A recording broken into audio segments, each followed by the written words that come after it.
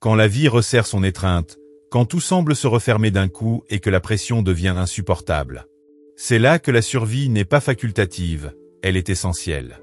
Tu n'as pas le luxe de traverser les saisons difficiles en pilotage automatique. Tu tiens bon ou tu cèdes. Tu affrontes ou tu t'effondres.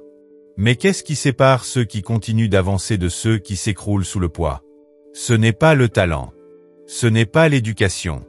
Ce n'est même pas la chance. C'est la stratégie, l'état d'esprit, la résilience forgée dans la discipline. Il y a des choses que tu dois faire, des incontournables, si tu veux traverser les moments difficiles. En gardant la tête haute et un avenir encore viable. Ce ne sont pas des astuces sophistiquées ni des solutions temporaires. Ce sont des fondations. Quand tout le reste vacille, ce sont ces ancres qui te maintiennent. Ce sont des habitudes, des décisions, des changements de perspective qui transforment la survie en force. Ce n'est pas de la théorie, c'est ce qu'il faut faire quand les lumières s'éteignent, quand le bruit devient assourdissant, quand la douleur est bien réelle. C'est à ça que tu t'accroches. Tu dois prendre le contrôle de ton esprit. Quand la vie devient dure, ton pire ennemi n'est pas la pression extérieure. C'est ton dialogue intérieur. C'est la voix qui dit « Je ne peux pas supporter ça. C'est trop. Ce n'est pas juste. » Et si tu la laisses te diriger, elle t'emmènera dans un endroit sombre. Un endroit de faiblesse, un endroit où tu ne veux pas aller. Les moments difficiles sont un test de discipline mentale. Parce que quand le monde extérieur se met à trembler, ton unique chance est de maintenir le monde intérieur solide.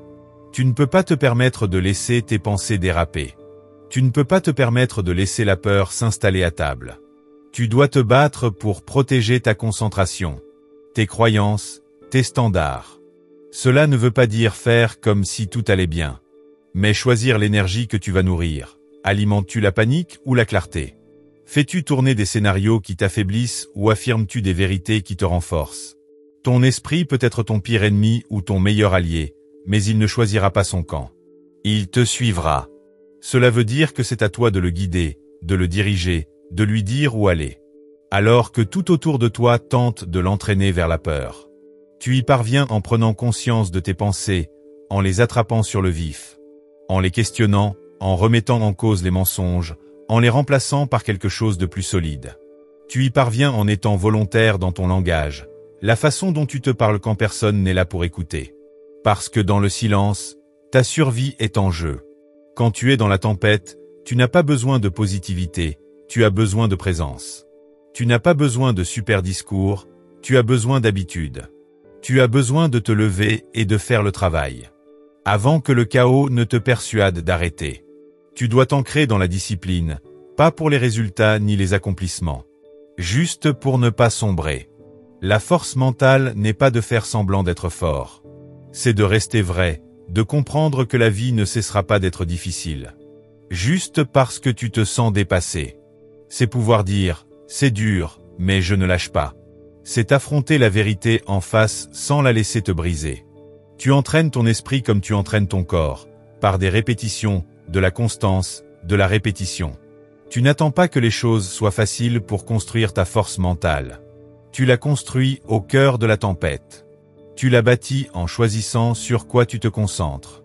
En décidant quelle signification donner à ta douleur, en montant la garde aux portes de tes pensées.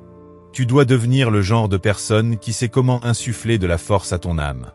Quand tout le reste s'effondre, le genre de personne qui sait respirer quand la pression monte, se réinitialiser. Se réaligner et continuer, pas parce que c'est facile mais parce que tu refuses de laisser la faiblesse te gouverner. Prends le contrôle de ton esprit ou il te contrôlera. Ce n'est pas un cliché, c'est un principe de survie en période difficile. Tu ne t'élèves pas au niveau de l'occasion, tu retombes au niveau de ta préparation. Et ta préparation commence dans tes pensées. Tu dois tout simplifier. Quand la vie devient lourde, quand la tempête frappe, quand ton énergie est faible et que tes capacités sont éprouvées. La complexité devient ton ennemi. La complexité draine l'énergie, elle submerge ton attention, elle nourrit l'anxiété. Quand tout autour de toi est chaotique, ta force vient de la clarté que tu parviens à créer en toi. Cela signifie couper le bruit, les distractions, le superflu. Tu dois réduire ta vie à ce qui compte réellement. Ce qui te fait vraiment avancer, ce qui te renforce vraiment. Les gens se perdent en période difficile parce qu'ils essaient de tout porter, gérer le stress, réparer tout le monde, maintenir les apparences, poursuivre leurs objectifs, répondre aux attentes. Et tout ça en même temps. Mais quand la pression est réelle, tu n'as pas besoin de plus sur ton assiette, tu as besoin de moins.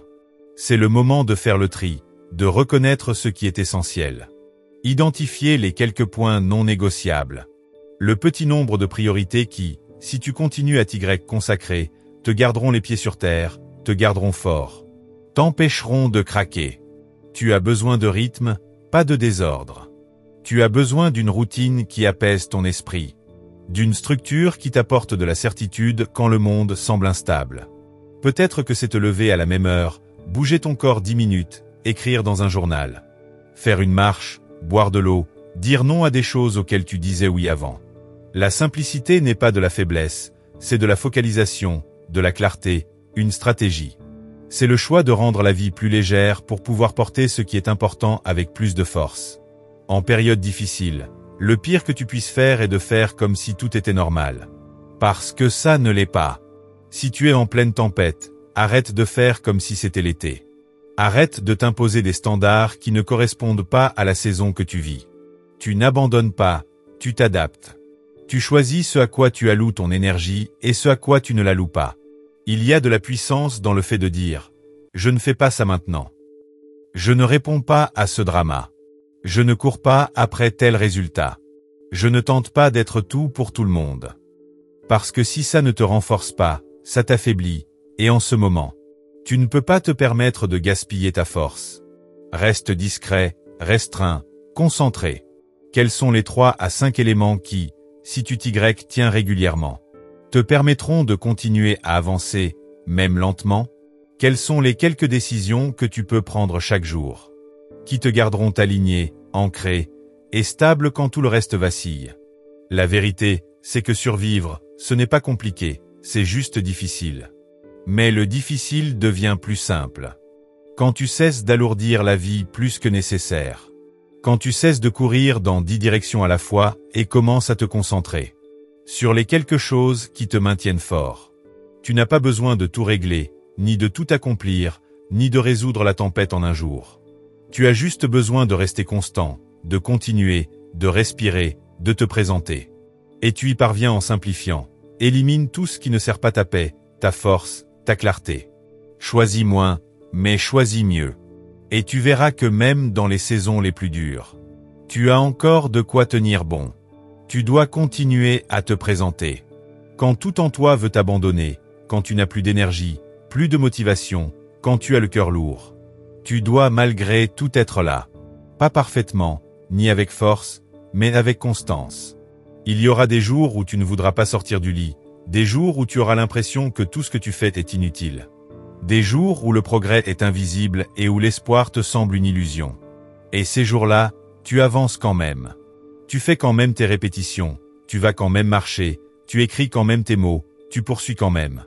Parce que la dynamique ne se préoccupe pas de ce que tu ressens, et le progrès n'attend pas que tu sois inspiré. Il récompense l'action, même la plus petite, surtout la plus petite. Les gens pensent que survivre veut dire trouver un sursaut de force et avancer héroïquement. Mais le plus souvent, ça ressemble plutôt à se traîner dans un brouillard sans applaudissements, sans résultat, sans certitude. Juste la foi, la répétition, l'endurance. Tu dois décider que même si ton rythme ralentit, ta présence ne s'arrêtera pas. Que même si ton moral s'effondre, tes habitudes ne le feront pas. Que même si ta passion faiblit, ta discipline te portera jusqu'à ce qu'elle revienne. Il ne s'agit pas de gagner chaque jour, mais de ne pas abandonner. C'est enfiler tes chaussures quand tu n'en as pas envie, répondre au téléphone quand ton esprit te dit de t'isoler. Forcer une série de plus, une heure de plus, une conversation inconfortable de plus. Tu ne te sentiras pas fort chaque jour, et c'est normal. Mais ta présence est une arme. Ta capacité à continuer, même si c'est de façon maladroite, silencieuse ou invisible. C'est ce qui forge ta résilience. Ne confonds pas épuisement et échec. Ne confonds pas découragement et défaite.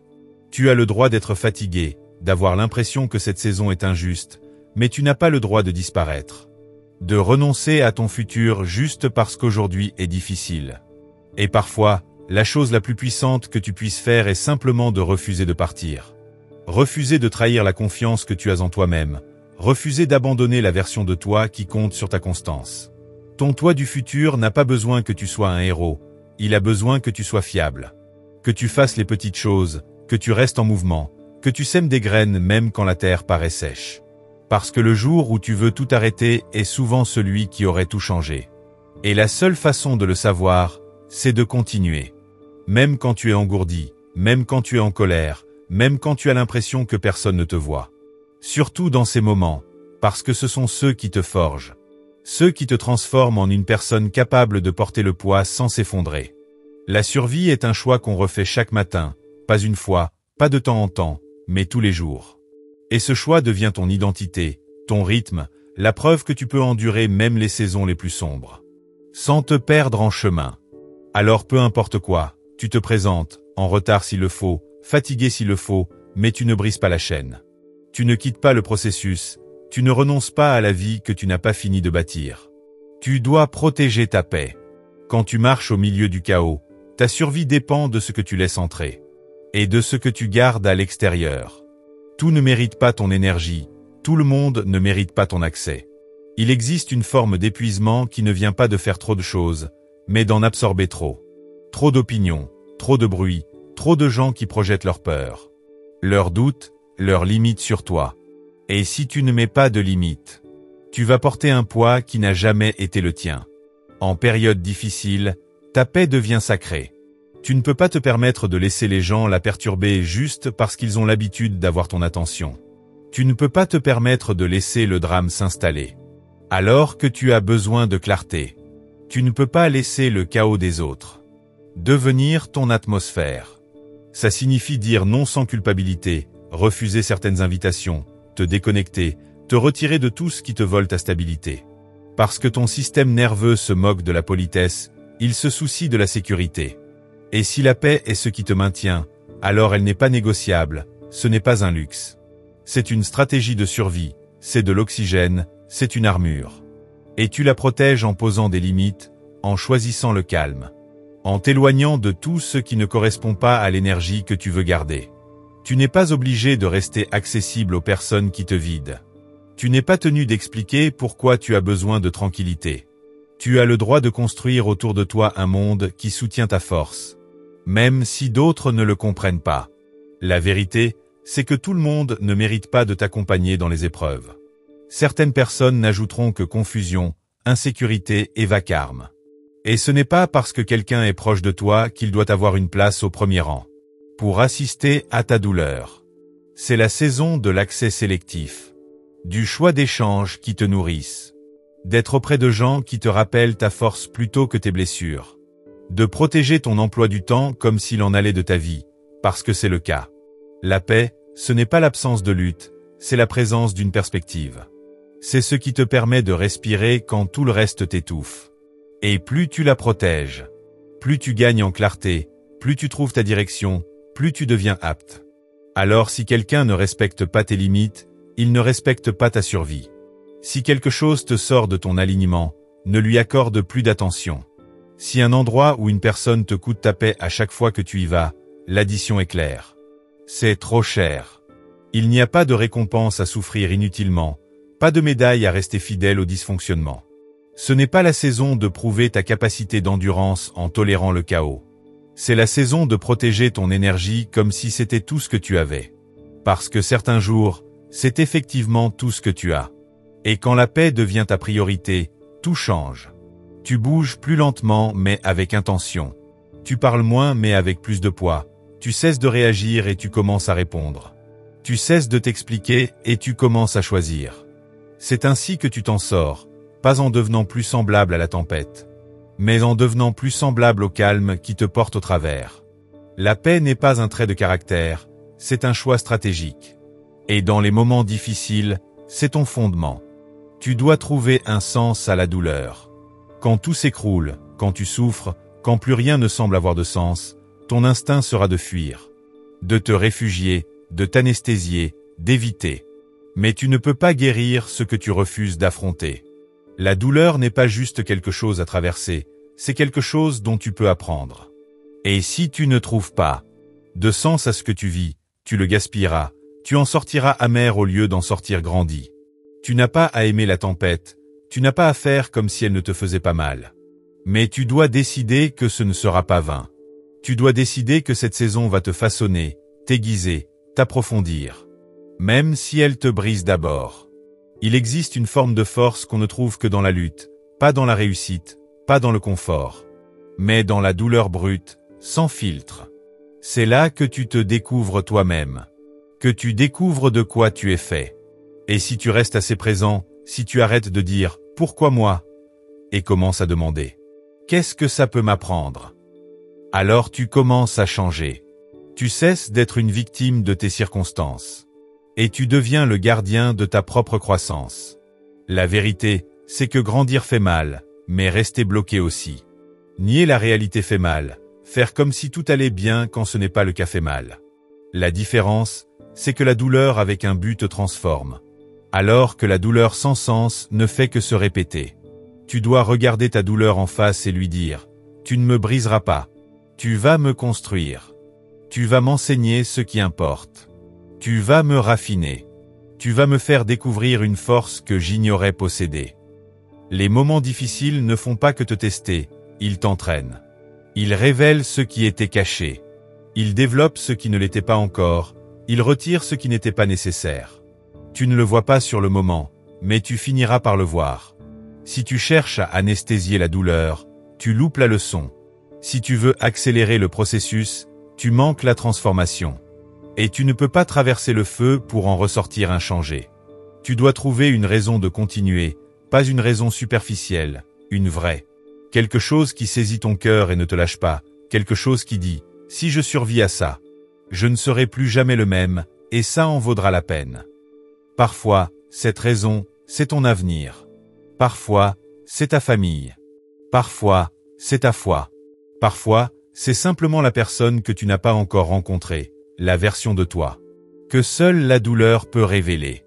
Mais quoi que ce soit, tu dois t'y accrocher, parce que la douleur sans but est insupportable. Alors creuse, pose les questions difficiles. Qu'est-ce que cette saison m'enseigne? Qu'est-ce que j'apprends sur moi-même? Qu'est-ce qui doit changer? Qu'est-ce qui doit guérir? Qu'est-ce que je ne veux jamais oublier de cette expérience? Tu ne choisis pas la tempête, mais tu choisis ce qu'elle crée en toi. Tu choisis de la laisser te définir ou te raffiner. Tu choisis si c'est la fin de quelque chose ou le début de tout. C'est ainsi que tu survis, non pas en traversant la douleur, mais en l'utilisant, en trouvant un sens. En transformant les chapitres les plus brutaux de ton histoire en fondation de ta force. Tu dois rester connecté. Quand tout s'effondre, l'isolement commence à ressembler à de la sécurité. Tu te dis, personne ne me comprend. Je gérerai ça seul. Je ne veux pas être un fardeau. Et cet état d'esprit est dangereux. Parce que si la solitude peut être apaisante, l'isolement peut être fatal. Plus tu te coupes des autres, plus il est facile de sombrer. Plus tu te persuades que tu n'as besoin de personne, plus tu t'enfonces dans un mode de survie. Et c'est là que ta vision se brouille, que ton esprit se retourne contre toi. La connexion n'est pas qu'émotionnelle, elle est structurelle. Elle t'apporte une forme de responsabilité, de reflet, de retour, de perspective et de force quand la tienne faiblit. En période difficile, le réflexe est de se replier. Mais c'est précisément à ce moment-là que tu as le plus besoin des autres. Pas des gens qui te plaignent, pas de ceux qui te donnent des réponses faciles, mais de ceux qui s'assoient avec toi, se tiennent avec toi, te disent la vérité, te rappellent qui tu es quand toi tu l'oublies. Tu as besoin de quelqu'un pour te dire « Je vois ta souffrance et je ne pars pas ». Tu as besoin de quelqu'un qui n'essaie pas de te réparer, mais refuse de te laisser disparaître. Cette présence n'est pas un luxe, c'est une partie de ta guérison. Mais voilà la vérité, la connexion n'est pas toujours pratique. Elle demande des efforts, de la vulnérabilité. De tendre la main même quand tu n'en as pas envie, même quand ton instinct te hurle de te taire. Tu dois parler, entrouvrir la porte, laisser les gens entrer dans ton processus. Tu n'as pas besoin de jouer un rôle, d'être fort pour eux, tu as juste besoin d'être honnête. Parfois, survivre, c'est dire « je ne vais pas bien aujourd'hui ». Parfois, Ça ressemble à s'asseoir en silence avec quelqu'un qui te laisse être vrai. Parfois, c'est un coup de fil, une promenade, une lettre. Un instant de contact visuel qui te rappelle que tu es encore humain. Tu n'étais pas fait pour traverser tout ça seul, même si tu as appris à ne compter que sur toi. Même si tu as été blessé auparavant, même si ça paraît plus simple de rester silencieux. Les moments difficiles te font croire que tu es seul, mais c'est le plus grand des mensonges. Ce n'est pas un signe de faiblesse que d'avoir besoin des autres, c'est de la sagesse. Parce que personne ne s'en sort tout seul. Et ceux qui prétendent le contraire se brisent en silence, lentement, profondément. Il n'y a rien de mal à avoir besoin d'aide, besoin de quelqu'un qui écoute, marche à tes côtés. Te disent, tu n'as pas à porter ça tout seul. Ce n'est pas de la faiblesse, c'est de la force. Et oui, tout le monde ne sera pas fiable, tout le monde ne comprendra pas. Mais ce n'est pas une raison pour s'isoler, c'est une raison pour choisir avec soin. Trouver les personnes qui ont mérité ta confiance. Continuer de chercher une connexion solide, réelle. La survie ne consiste pas seulement à rester fort, mais à rester soutenu. Tu as besoin de gens dans ton coin, qui n'ont pas besoin que tu sois parfait, qui ne s'attendent pas à ce que tu gères tout, qui sont prêts à traverser le désordre avec toi, pas à côté. Peut-être que tu n'en as qu'une seule de ces personnes. Peut-être que tu dois créer ce cercle à partir de rien. Mais ça en vaut la peine, parce que la connexion est ton encre. Et en pleine tempête, parfois tu n'as pas besoin de réponse, juste de savoir que tu n'es pas seul. Tu dois bouger ton corps. Quand le monde est lourd, ton corps le ressent en premier. Le stress ne reste pas que dans ton esprit, il se loge dans tes épaules, ta poitrine, ton ventre. Il raidit tes muscles, raccourcit ton souffle, inonde ton système.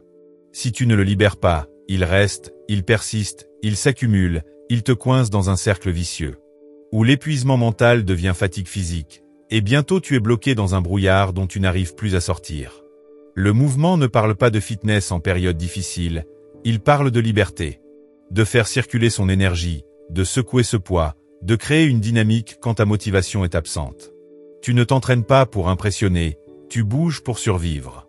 Ton corps a besoin de rythme, d'activation, d'oxygène, de circulation sanguine, d'ancrage. Quand tu as l'impression de te noyer dans tes pensées, bouger te ramène à ton corps, à l'instant présent. À quelque chose que tu peux contrôler. Tu n'as pas besoin d'une salle de sport, ni d'un programme, ni d'une autorisation. Tu as juste besoin de bouger. Faire le tour du pâté de maison, t'étirer, faire 10 pompes, danser dans ta chambre sans musique. Peu importe, du moment que ça casse l'immobilisme, que ça casse le schéma. Car le mouvement brise la dépression, il coupe la confusion mentale. Il te donne la chance de changer d'état, physiquement, chimiquement, émotionnellement. Ton corps est un outil, et si tu l'ignores, il devient un piège. Tu ne peux pas toujours réfléchir pour sortir de certaines tempêtes, tu dois les traverser en bougeant. Il y a des jours où la clarté ne vient pas en écrivant ou en méditant ou en parlant, mais en transpirant, en accélérant, en respirant. Tu n'as pas à le faire parfaitement ou à suivre une routine, tu dois juste briser la paralysie. Montrer à ton cerveau que tu n'es pas coincé, ni impuissant, ni prisonnier de ta douleur. Le mouvement est ta façon de communiquer avec ton système nerveux, de dire « Nous sommes encore là. Nous sommes vivants, nous avons encore du pouvoir. » Parfois, simplement se lever et traverser la pièce est déjà une victoire. Ne sous-estime pas cela. Le corps se souvient de tout, chaque stress, chaque traumatisme, chaque moment où tu t'es senti en insécurité. Quand la vie devient dure, ton corps le stocke, alors offre-lui un exutoire, un moyen de s'en défaire. Ça ne concerne pas ton apparence, c'est une question de survie, de régulation de ton état quand plus rien d'autre ne fonctionne. De traverser la prochaine heure sans t'effondrer. Il y aura des jours où la chose la plus spirituelle que tu puisses faire, c'est de bouger, pas de réfléchir, pas d'analyser, pas de parler. Juste bouger. Sors de ta tête, rentre dans ton corps, marche jusqu'à ce que tes pensées ralentissent. Étire-toi jusqu'à ce que la tension se libère, respire jusqu'à ce que tes épaules retombent. N'attends pas d'être motivé, n'attends pas le moment parfait, bouge maintenant, bouge souvent. Bouge même quand tu n'en as pas envie, surtout quand tu n'en as pas envie. Parce que le mouvement crée la dynamique, et la dynamique peut te sauver la vie. Tu dois surveiller ce que tu absorbes.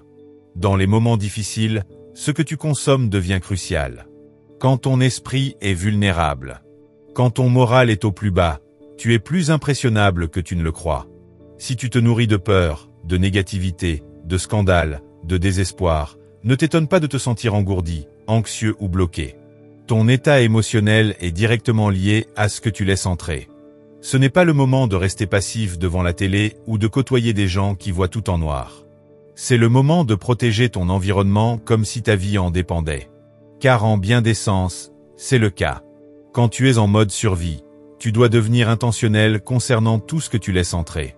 Ce que tu écoutes, ce que tu lis, à qui tu parles, le ton des voix qui t'entourent. Tout n'est pas sans danger pour ta paix, tout n'est pas sans danger pour ta clarté. Tu ne peux pas écouter des gens accros à la plainte et espérer rester optimiste. Tu ne peux pas passer tes journées à regarder des récits de crise et espérer rester calme. Tu ne peux pas continuer à t'exposer à des choses qui te rendent plus petit, plus faible ou plus effrayé, et espérer t'élever. Tu deviens ce que tu absorbes, tu reflètes ce à quoi tu es exposé. Et en période difficile, ton énergie est trop précieuse pour être gaspillée. Tu dois l'investir dans ce qui t'élève. Et garder ton attention comme ta monnaie la plus sacrée. C'est là que beaucoup se trompent. Ils pensent que survivre, c'est seulement s'accrocher. Non, c'est aussi savoir filtrer.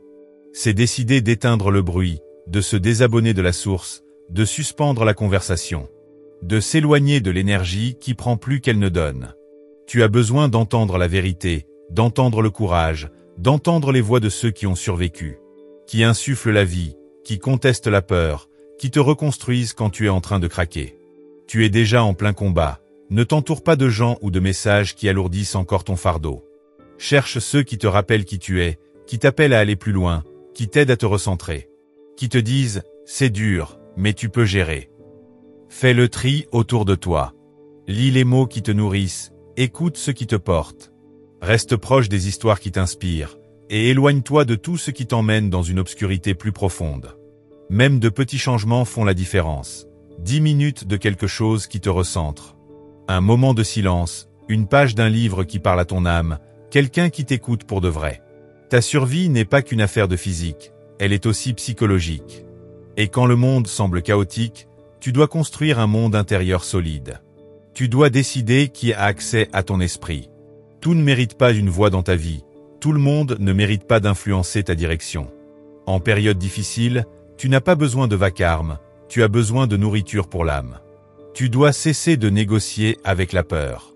Dans les moments difficiles, la peur devient plus forte, elle se multiplie. Elle bâtit des raisonnements qui semblent plausibles, elle se déguise en logique et te dit « ce n'est pas le moment ». La peur te dit de jouer la sécurité, d'attendre, de te rétrécir, de reporter tes décisions, d'éviter le risque, de rester là où tu es, même si cet endroit te détruit. Mais la peur n'est pas une voix fiable quand la pression est forte. Elle paraît toujours plus grosse à travers la loupe du stress, et si tu commences à pactiser avec elle, elle n'arrêtera pas.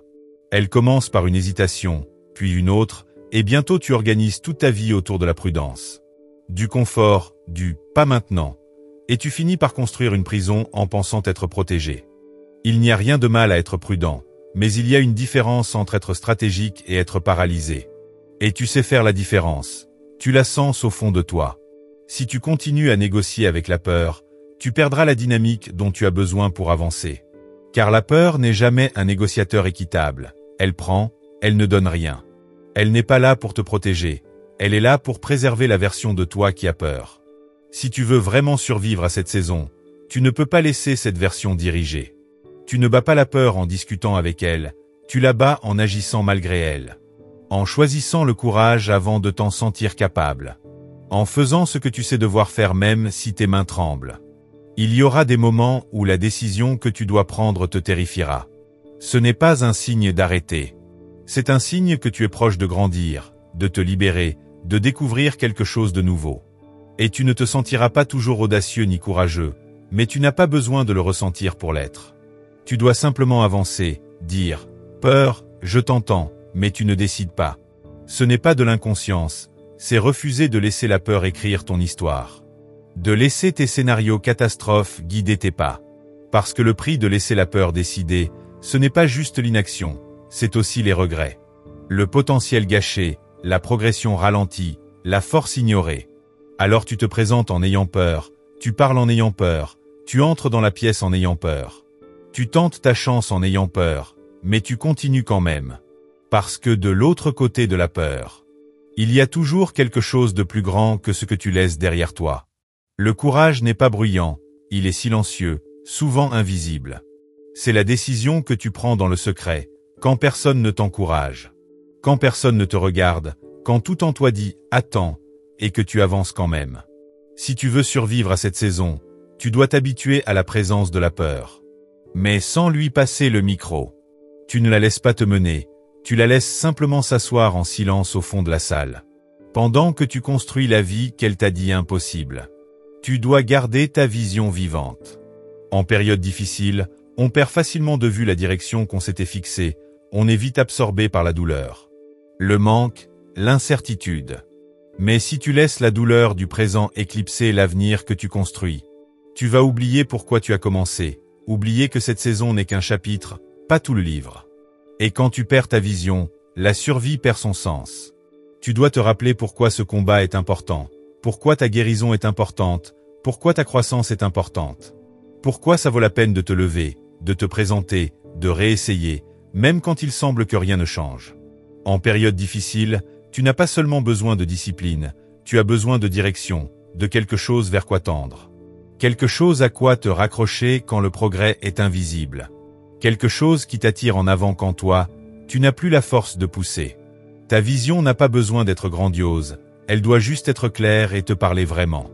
Elle doit te toucher en profondeur, sinon, quand ça devient dur, et ça le deviendra, tu vas dériver. Te contenter ou te fermer. Tu dois te souvenir de l'avenir que tu préserves, de la personne que tu es en train de devenir, du standard que tu établis, des gens que tu vas inspirer, de l'histoire que tu réécris. Tu n'as pas besoin de motivation, tu as besoin de conviction, d'une vision assez forte. Pour donner un sens à la souffrance, assez ancrée pour que tes épreuves présentes te paraissent temporaires. Même quand elles s'acharnent sur toi.